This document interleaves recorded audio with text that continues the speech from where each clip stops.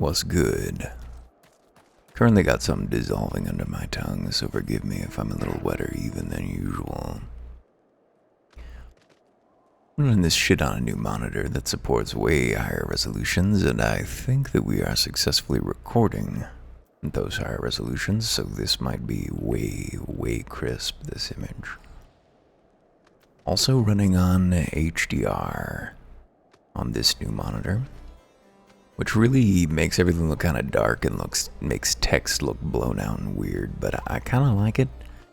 If I turn on Windows HDR as well, then it looks normal, and in not HDR on the monitor, everything looks blown out, so who knows what's up with that. We don't have Windows HDR on. Not the effect I was looking for. At any rate, we've got a long way to go, so why don't we get moving? The sun is still just barely in the sky over here. So we've got some time for once. Hey, I remember you. Captain Ilbert, your report, if you will. Aye, Commander. Firstly, with regard to the heretic we captured, I regret to say that the man could tell us naught that we did not already know of Shiva. We've since handed him over to the Ishgardian authorities. Henceforth, the Holy See will pursue the matter independently. That doesn't sound like a good idea. Our inquiries concerning the Ivy, though, have proven more fruitful. We've ascertained the channel by which the heretics acquired their information on the shipment routes. An internal matter, eh? Go on. You will recall the flame we first identified as being in Ivy's employ. From him we were able to trace a trail of conspirators, each taking us closer to his master. Alas, the trail came to an abrupt end.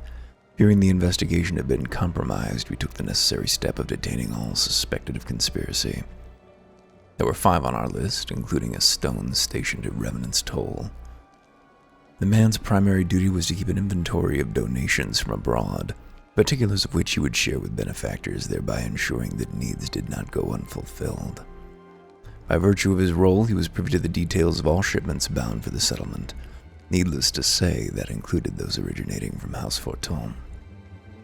He knew the precise route the caravan would take, and he sold that information to a merchant. I think I can guess which one. None other. With little encouragement, he soon confessed to knowingly abiding and abetting the heretics. Well, that is one mystery solved, at least, but what of Ivy? Are we getting closer to prizing off his mask? I dare say we are, Commander. Our relentless pursuit has forced him to commit a grave error. In a desperate bid to cover his tracks, the Ivy resorted to exercising certain administrative powers available only to high-ranking members of the Immortal Flames. If you consider that our investigation is known to barely a handful of them, the field of suspects is greatly narrowed. You mean to say that the agent is among Ralban's innermost circle? Someone who's been with him since the Immortal Flames' establishment? 'Tis the most plausible explanation. The infiltration likely occurred during the company's founding, with the groundwork for the act being laid beforehand. To slip into a position of authority unremarked and remain above suspicion for all these years. I too was surprised, though I really shouldn't have been. Of the 3 grand companies, Zul'Dah was ever the more vulnerable to infiltration. Both Limsa and Gridania had long-standing armed forces that lent themselves well to the formation of the Maelstrom and the Order of the Twin Adder. To all intents and purposes, it was the same people, loyal ones, mind, under the same leadership, only the banner was different. Not so the Flames. Zul'Dah's military was made up of disparate orders, most of which were glorified mercenary companies that answered only to their own paymasters. Hardly an ideal environment in which to establish something as high-minded as a grand company. The difficulties Roban faced when founding the Immortal Flames are well known. Even after he'd convinced his fellow syndicate members to share the cost, there remained a small matter of finding enough bodies to fill the ranks. Indeed, given the pressing nature of the Imperial threat, that meant recruiting every passing sellsword. Amidst the chaos of its founding, it would have been child's play to infiltrate the company. Good deal easier than now, aye. The Immortal Flames have ever been caught between conflicting interests, the public and the private. Though the monetarists ultimately agreed to support the organization's founding, 'twas not out of charity that they did so, but simple self-preservation. Had Nail von Darnus's ambitions been any less apocalyptic, You may be sure they would never have risked supplying Rauban with an army. It is but a wonder they did not attempt to extinguish the flames the moment the danger had passed. Returning to the present. Even as we speak, our Doman allies are shadowing several high-ranking flames, any one of whom could be the Ivy. Desiring to deal a blow against the Empire, the refugees were eager to lend us their aid. I expect to hear from them ere long. Very good, pray continue your investigation with the first. Meanwhile, we have the second to tend to unrest. The third can join the fourth in inspecting crystal shipments. If they notice anything unusual, I want to know about it. If Shiva's summoned in like manner to the other primals, the heretics will be looking for further supplies. Understood, Commander. I shall send word to Sir Emmerich informing him of our success in identifying the heretics' abettors. Hopefully the information will be of some use to the Ashgardians. It is time, Commander. Yes, I'm aware. An emergency council of the Alliance leadership has been called. There have been developments in Garlemald, it would seem. As commander of the Crystal Braves, my presence has been requested. I would have you accompany me, Erwin. As the realm's stoutest champion, 'tis only meet that you be present for the discussion. Oh, and the antecedent has already given her consent, lest you worry. It does rather seem... wait, that was accepting the quest? That wasn't even a second quest? Okay. Like me, you are doubtless eager to conclude our business with Iceheart, but until another path to her sanctum is found, she will remain beyond our reach. And Philly and the Archons are sparing no effort to secure an alternate route. Until such time as they succeed, I suggest we give some thought to the realm's other problems. I shall go on ahead to Gridania in readiness for the coming council. Meet me at Navaga's altar, and we shall make our way to the Lotus Stand together. That's so weird. Oh, hush, phone. AAA Ron going live with Disco Elysium. It's a difficult one. I think that I don't think the game should be fully voiced. I think it's worse for it. I think it's worse for it.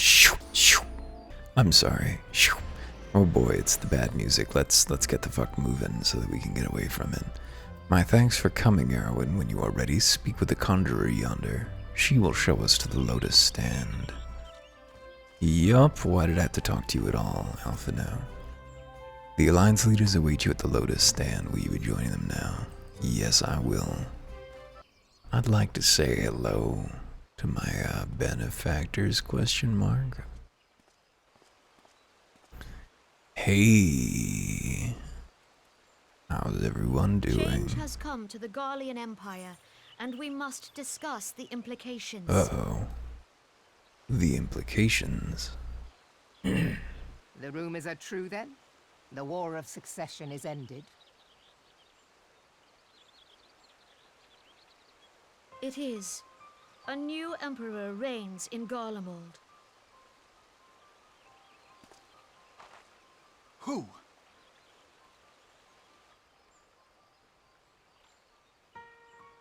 Anybody we know. The birth and all too rapid expansion of the Garlean Empire is commonly attributed to the strategic brilliance of Solus Zosgalvis, yet he did not rule alone. Several members of the royal household also distinguished themselves during his reign. Nevertheless, it was the eldest son who stood to inherit the throne, until his most untimely passing. I thought us The fortunate geniture when has I caused learned that so the many Emperor had problems. died without naming a successor. Look at this happy Sephiroth. You just have a crown on his head right now. Instead he's frowning. Ooh, he spits. Okay. Would that the Garlean Empire had died with him. Attempting to shield the recording from noisy coughing as I try to get slime from my lungs.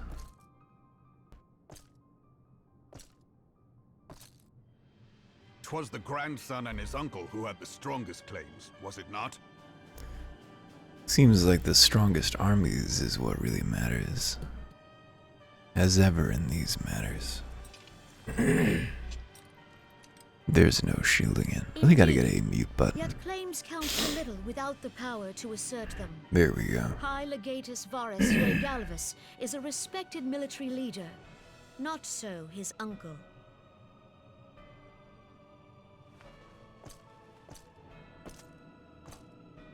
So, young Varus has torn the crown from his uncle's grasp and taken his place at the head of the Empire.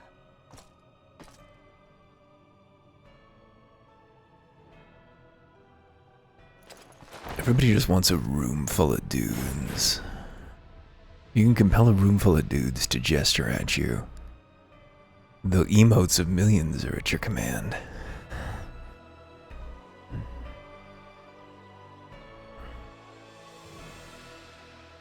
Given the troubled nature of his succession, the new emperor will require time to seal his grip on power. Yet have no doubt but that he shall, for there are none left with strength enough to oppose him. None but us, but that's gonna wait for a while, I think. They'll be around making trouble. Since the success of Operation Archon, the remnants of the 14th Legion and the forces occupying Alamigo have done naught but fortify their positions. Whoops. But you can be sure they'll be ready to march on us again, if their Emperor gives the word. When, not if. They say this Varus was so set upon Eorzean annexation that he spoke out against the Meteor Project. He thought we were more valuable. And there's something more than a smoking Plainly, crater, I the new guess. emperor's intentions are of great concern to us all. So was the meteor just gonna devastate Eorzea, or was it going to destroy the world? Because I definitely feel like it I is propose that world-ending. we set aside the Cartno dispute for the present, and discuss what measures the Alliance might take to prepare for a resumption of hostilities with Garlemald. Gotta be ready. Moreover, I move that we the question of how our former allies in Ishgard might be persuaded to retake their place at our side. Could we go For murder the Pope? Eorzea but stand as one, 'twould deal a grave blow to our enemies' ambitions. I find removing popes is satisfying even when it's not useful.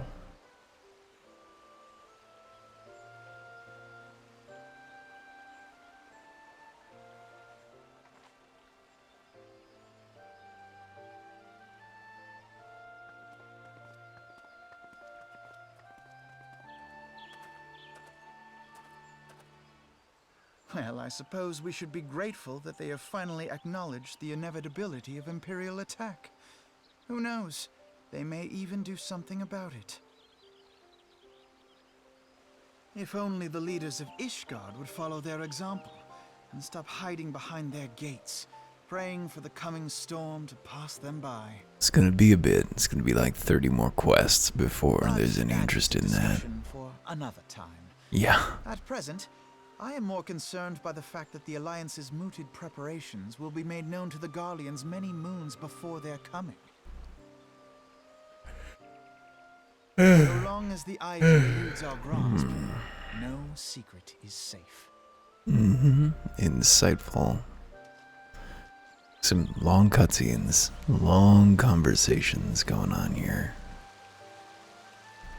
Longer than we thought. I hope the frame rate's okay, because in the preview it looked pretty low.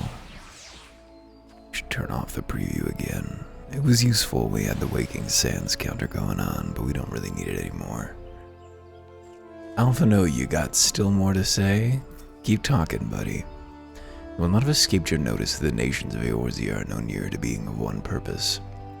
Despite their protestations to the contrary, plainly the threat of a resurgent Garlemald is not enough to stir them.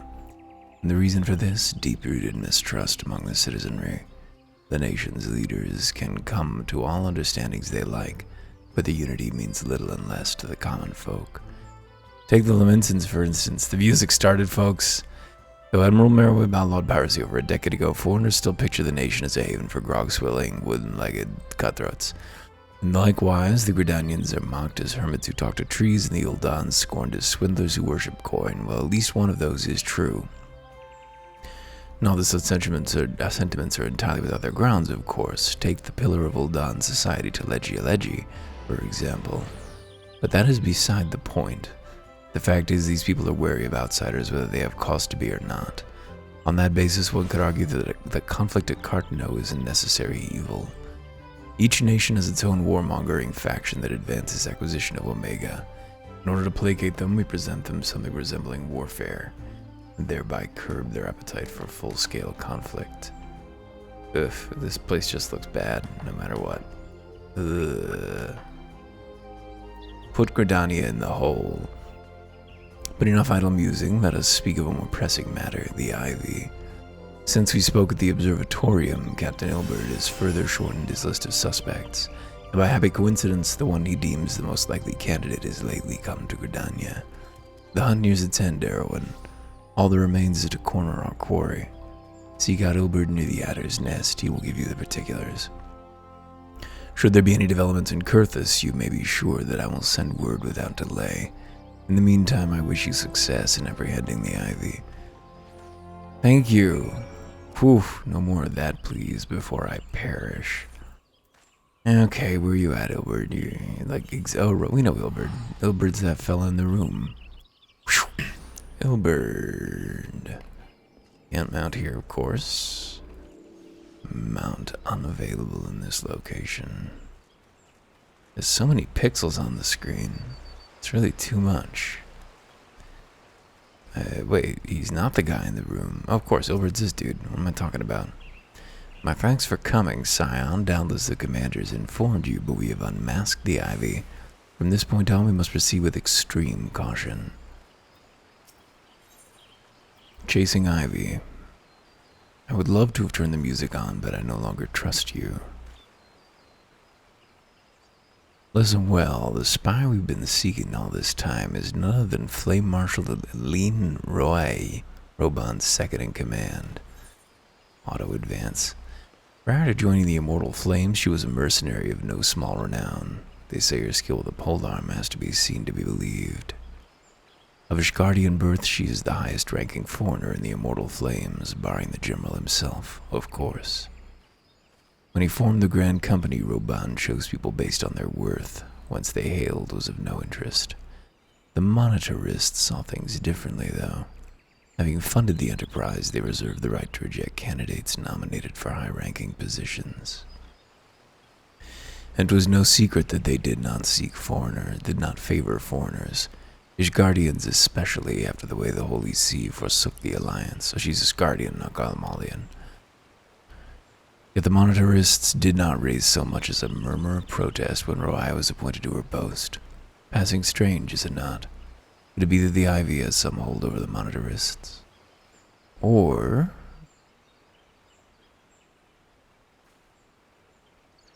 could really go both ways. But these revelations are secondary to our current mission. Of foremost interest to us is Roai's presence here now. As you may be aware, it is in the duty of the Flame Marshal to command the Immortal Flames in the absence of the Flame General. While Roban attended the Council of Alliance Leaders, she should have remained in the Hall of Flames. The woman has no business being in Gridania, yet here she is nonetheless on some pretense. She's up to something, mark my words. Even as we speak, we have a dozen men trawling the Flames' records for evidence of Roy's guilt. But if we catch her red-handed, we shall have all the proof we need. Which brings me to the plan. I have people watching the city gates and airship landing in the docks, every point of egress. I know she cannot leave without our knowledge. All that remains is to shadow her until she betrays her true purpose. Can I rely upon your eyes, Scion? Sure, thanks for all that explanation. You have my thanks. Let us go then, and take care not to alert our quarry. Sure was a lot of stuff to know. Sure was a lot of stuff for my tired brain to absorb. About the specifics of why this Ishgardian woman seems like a likely spy. A little bit of frame issues even in the game itself, which is odd. Oh, Roy did some. Okay.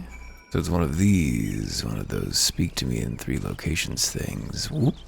I said whoop whoop. Oh wait, we promised not to use the hyperdrive anymore, didn't we? So, Roe has entered the Carline canopy, meeting someone perchance. Or could it be that she means to board the airship?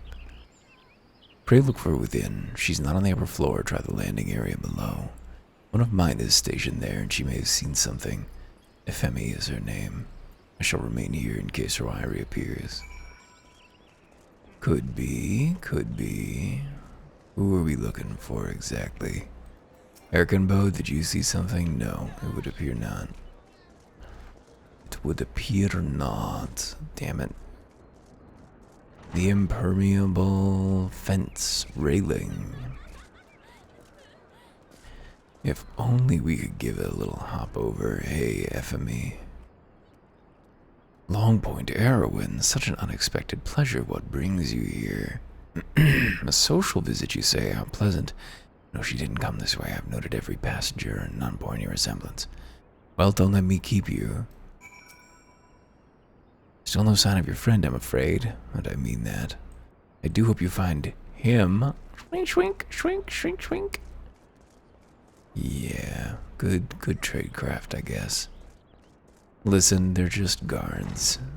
They're not trained for skullduggery. Can't fault them for not being as up on OPSEC as we are. Hey, Ilberd. You know, sending anyone who wasn't the most recognizable hero of the realm to do that might have been a little bit more under wrapsy. Nowhere to be seen, you say, and you're sure she did not board an airship. She did not come back out either. Where in the seven hells could she have gone? The Roost, how could I forget? Greetings, sir. Might I interest you in some Montoy tonic? A cup a day imbues a man with great vigor, if you take my meaning. Perhaps another time, friend. Wait, that necklace. You are a shinobi of Doma. The woman you seek has left Gridania by way of West Shore Pier. She was attired as a merchant, but these eyes are not easily deceived. You may wish to take your search to East Shroud. Rest assured that we shall continue to support you from the shadows. Great. I love a nice shadowy backup.